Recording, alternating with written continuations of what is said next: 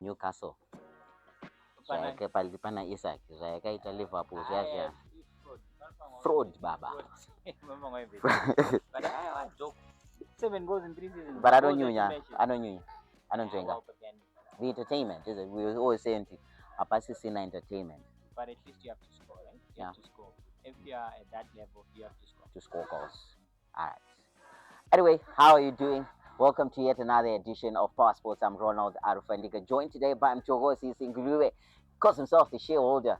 Major shareholder. Not only shareholder. Oh, okay. Otherwise, how are you doing, man? I'm okay, man. And yourself? Happy Chelsea won. Easy pickings. Obviously, it's our city, but then, nothing out of the ordinary. Nothing out of the ordinary, of course, with you. This is a tournament that has evaded us since 2018. We've been to a couple of finals, but hoping this time around Chelsea can finally win something domestic. But anyway, let's start off with, I think everyone talking about it. We're talking about the T20 World Cup. So excited. The frenzy, the cricket frenzy going about. Remember, right now, as we speak at the time of recording, Australia are playing against Sri Lanka, the host nation. The last time I checked, Sri Lanka needed 61 runs off 36 balls. So let's wait and see if they can get the victory. But let's talk about the Chevrons first. They go in there off the back of a defeat from Oman in the preparatory match. They beat convincingly Oman in the first game, and then they shocked the world. They beat Australia. If the tournament was to end now, the Chevrons would win it. So much. They would say they are the best team the champions, right now. exactly. They are the champions. What have you made of them so far? I think it's a very good performance that we've seen from the Chevrons thus far, because everyone was giving them all sorts of stick to say, if you're losing to teams like Oman, surely who are you going to defeat? Are you going to come out tops against the likes of Sri Lanka? Are you going to be able to hold your own against the Aussies? And they've proven everyone wrong. They beat Oman. Obviously, it doesn't count for anything. Preparatory matches, they don't really get you anything. It's all about match fitness, making sure that the boys are ready to play. And they were ready to play when the time to play came. And they saw off Oman with all sorts of ease, and I'm also impressed in that performance. The match was very good, the batting was good, the bowling was top-notch, and they went and did it a step further, top-notch against the Aussies, because if you're facing teams like Australia, I mean, that's cricket royalty. It is a proper cricketing nation, and what I saw from the Chevrons is if you beat teams like Australia by 23 runs in a T20, surely that's a decent enough margin, because Australia are talking about royalty, cricket royalty, like I mentioned. So I feel the Chevrons at this stage, they've got the bit between their teeth. They're so confident they can obviously take on any cricketing nation, and obviously feel confident they're going to beat them. And I think we can dream now. I think the dream is on, the dream is alive. We can even make it into the Super 8. Obviously, we need a few results to go away. Beat one of Ireland or Sri Lanka, and then we're into the Super 8. And who knows, we can dream on. Everyone thought the dream team of the Henry Olongas, the Heath Stricks was the IT team, but then you never know in sport, and you never know in cricket. This Chevrons team might be the one to go the entire distance. So how do you keep the boys because I'm sure, you know, once you beat Australia, how do you keep them level-headed? How do you keep them focused, you know, to say that, look, yes, you won against Australia, but you still have to put in the work against Ireland. I've just been looking at the possibility of top 8. You're thinking Sri Lanka at home, so it might probably pose a difficult match. So why don't you just get the victory against Ireland and just make sure you secure the top 8, Super 8. Yeah, definitely. Like the old adage in sport, you only have to beat what's ahead of you, and what's ahead of the Chevrons is Ireland, and they have to deal with Ireland, not get too thick-headed, not get to think about what lies ahead, what can be, because the Sri Lanka match might be academic in any case if you see off Northern Ireland in the earlier match. So I feel that's what should be in the Chevrons' heads. And the coach, what you should be doing, obviously make sure the boys, they're grounded, they shouldn't get ahead of themselves, they shouldn't celebrate earlier. You don't want to celebrate earlier, and then before you know it, Australia go leapfrog you, and Ireland also then leapfrog you. You don't want to do that. So you obviously want to keep them level-headed, make sure they stay grounded, they stick to the camping rules. If it's a curfew in terms of what time you go to bed, our eating patterns, we don't change that, because there is no need to fix it if it's not broken. So just remember, don't celebrate early in sport, and you shouldn't be doing that, especially if you've got teams like Australia prowling behind you. You obviously don't want to be doing that. So I feel it is there for the taking. It's there for the Chevrons to obviously bring back home, and I feel they're going to do it. I just have this thing and my instinct telling me that the Chevrons are going to go a distance better than they have done in the past. So let's hope that we've learnt our lessons from the last edition. We didn't see, we could have saw off for Bangladesh and Netherlands. We ended up missing out. So let's hope that we correct the wrongs. Kudos to the likes of Blessing Mzarabani, Brian Bennett. They've been coming through with the wickets and also the runs respectively. Now let's move on quickly and look at Formula One. Is it the season, the new year started? Landon Norris won it last year. But I know you're a big fan, but what do you think is going to happen this time around in Formula One? We know there's the likes of Max Verstappen, there's the likes of Landon Norris, the champion, the likes of the great Lewis Hamilton. Is he going to be able this time around to finally get back, or we've seen the best of him, we've seen the back of him? So what do you think is going to happen in Formula One? I think if you ask me, rather I'll start with what do I want to happen. I would want obviously to give Lewis Hamilton a perfect send-off, obviously have him to win it, because he's been receiving a lot of stick. Some people thinking his best years are behind him, and he's not quite edged like fine wine that does over the years. So I feel Lewis Hamilton, if he's able to win this for Ferrari and rewrite the story, because people thought he was at Mercedes, he had the best cars, but then eventually with Mercedes he wasn't winning. So if he's able to come back,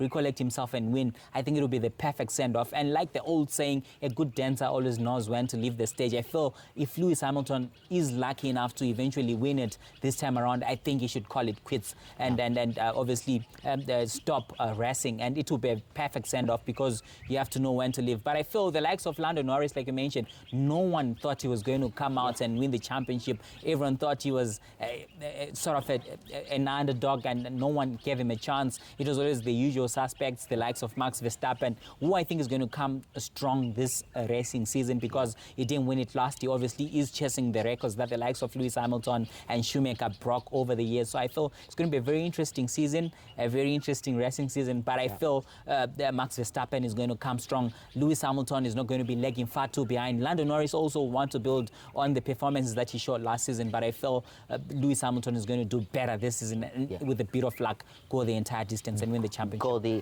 entire distance. So for all you Formula One fanatics, you can also drop a comment. Who do you think is going to win this Formula One season? Now, let's move on and get into international football. We start off with Jude Bellingham. Out for 6 to 8 weeks, according to reports coming to you from Spain and Real Madrid. Does this affect his spot in the end? Because we know that he's going to miss a huge chunk of Champions League, action. He's probably going to come back sometime in April, and we know that there's an ongoing fight for that number 10 position that is in the English national team. There's the likes of Morgan Rogers, Cole Palmer is back.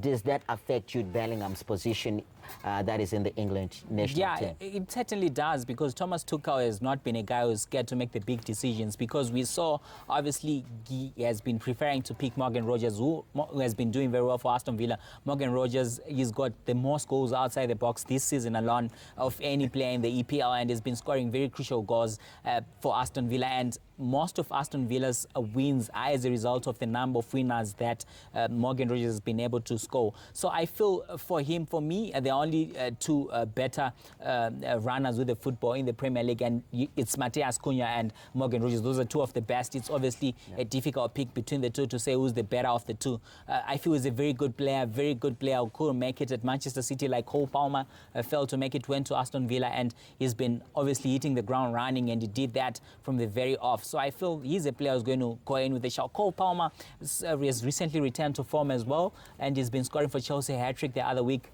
against Wolverhampton Wanderers. Also a few involvements in the same match as well. So I feel he's one guy who's obviously going to be fighting to make it into this England squad, and injury has been such a bad enemy to him as well, Cole Palmer. So Jude Bellingham, having been dropped in the earlier stages when Thomas Tuchel took over, I feel he's obviously going to be kicking himself at what can possibly be. He doesn't want to miss the plane to the World Cup, but I feel it's a real possibility this time around because of what has been happening in and around the English team. We've seen Thomas Tuchel is not a guy who's scared to make the big decisions. So it's a huge blow both for Real Madrid as well as for England, because Real Madrid going into the business end of the season, you obviously want your best players in and around. I know Adegula has come through and performed very well, but then the likes of Camavinga, Federico Valverde, more than able to play in central midfield. Now that Trent Alexander-Arnold is returned from injury, obviously it will free up Fede Valverde to play his preferred position in central midfield. And Camavinga and Chouameni, I think Real Madrid are not going to be affected that much, but you obviously would rather have a selection headache in terms of who to select when all players are fit, rather than not having to make those decisions when some of your players are injured. It's quite interesting, the kind of beautiful headache that Thomas Tuchel has. He's put for choice in those attacking areas. I like the fact that you've highlighted that Cole Palmer is back now, firing on all cylinders. You've got Bukayo Saka, Phil Foden, Ebericha Eze. Yeah, you also have Gordon from Newcastle. So he's quite sport for choice. It's just difficult to say who then partners here, who then plays behind Harry Kane. But where is it that it never really quite clicks, yet they've got that huge pool of talent? I think for England, over the years, it has been the lack of a natural number 6. It's crazy, because yesteryear when they had the likes of Steven Gerrard, they had Frank Lampard, they had Paul Scholes, they had Owen Hargreaves. That's more or less 4 central midfield players. But then in the last 3, 4, 5 years, they haven't been having the best of central midfielders, with all due respect to the likes of Jordan Henderson. I know Kobe Mainoo broke onto the scene a couple of years ago, and he sort of fixed the puzzle at the just ended Euros, but then they have lacked a natural number 6, because for me, Declan Rice has shown fast now he's not a sitter, he's a box-to-box player. He's done well with both Thomas Partey and now Martin Zubimendi in the team sitting, and then he has got the legs, he's got the energy to go up and down the pitch. So I feel that's what they were lacking. They tried to play Declan Rice at the just ended Euros in that particular position, but he didn't play very well. That's when Kobe Mainoo broke onto the scene, and he had a wonderful tournament, unlucky to lose to Spain in the final. So I feel the emergence of a certain Elliot Anderson from Nottingham Forest has sort of fixed that conundrum for Thomas Tuchel, and he's got a good midfielders to choose from. You also have Adam Watson playing for Crystal Palace. He's a very good midfielder, and he's a good holder in that midfield. So I feel England now have the best balance.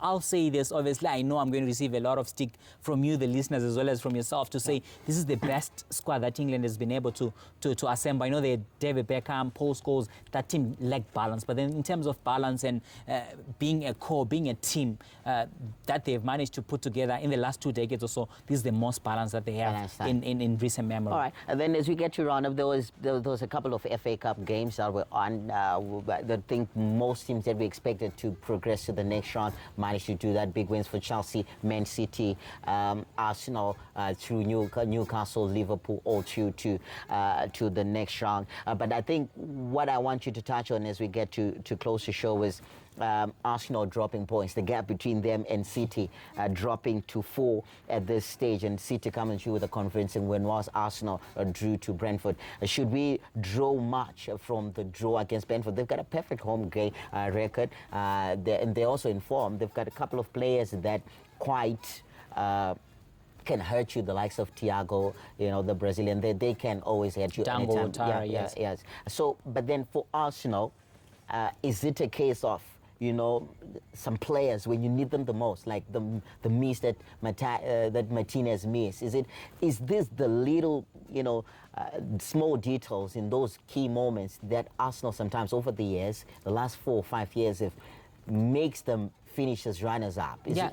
Or maybe it's just being hard on them, the fact that they drop points against a good side? Obviously, there's some games that are going to cost you the title.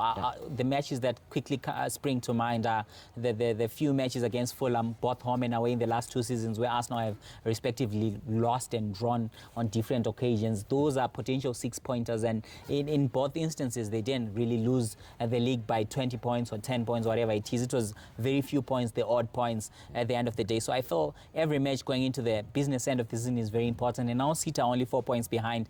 I'm not so convinced about this City side. It is unlike the City sides of yesteryear, with the ones that are the likes of Yaya Toure, your David Silvas, your Kun Agueros, your Alvaro Negredos. Those were absolute animals. Vincent Kompany obviously marshalling things from the back. You knew that particular City side, if it is not happening for them in the final third, Vincent Kompany would pop up with a header in the last minute of a match and win you matches. Remember that long shot against Leicester City that won them the title a few years ago. So they don't have such characters in this particular Manchester City side. With the likes of Jeremy Doku, who've obviously scored 7 goals in the last 3 seasons combined.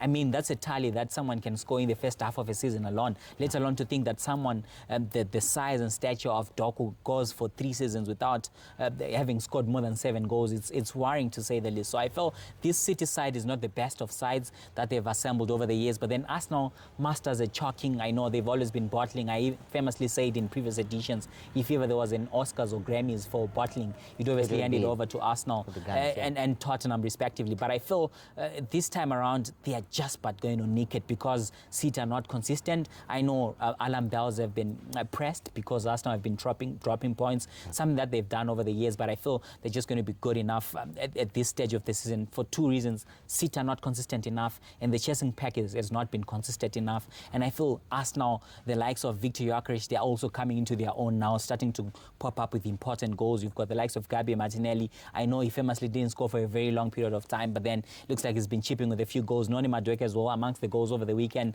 I know he's been playing very well, but then hadn't scored for a year and still counting. Also, the likes of Leo Trossard, the goals have dried out. I think they've got goals equally distributed across their squad. It's not a key star man that they have to say Victor Gyökeres is going to score 30 goals this season and is going to take us to the title. It is going to be a collective effort. Declan Rice is going to come through with a few goals. The player that has surprised me the most is Martin Odegaard, because they thought the more the squad had better players in and around Martin Odegaard, the more we're going to see him upping his game. But then it looks like it has gone in an opposite direction. It has had an inverse regression, so to speak. So I feel it is something that's been worrying. And I'm wondering why Mikel Arteta is not going for the jugular. Just play Ebery Eze. In the moments that he was playing earlier on in the season when Odegaard was injured, he scored a hat-trick against Tottenham. Why fix it if it's not broken?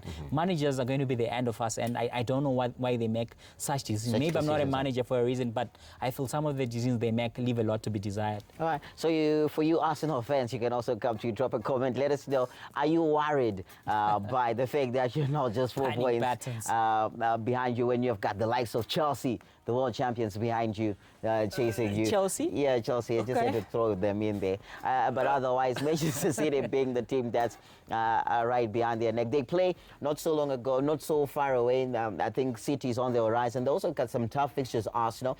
They also have Tottenham, Brighton, and Hove. Chelsea, Brighton, and Hove Albion. So it's going to be interesting to see if the Gunners can hold it off this time around and make sure that they get to win the title that has eluded them since 2003-4 season. Yeah, so that's been a while. I think that is all we had for you today on Power Sports. Make sure that you come to follow, like, subscribe, share, and also drop your comments. I'm Ronald Arufendika, was joined by Mtowazi Singuluwe, major shareholder, Manchester United. Ciao, ciao.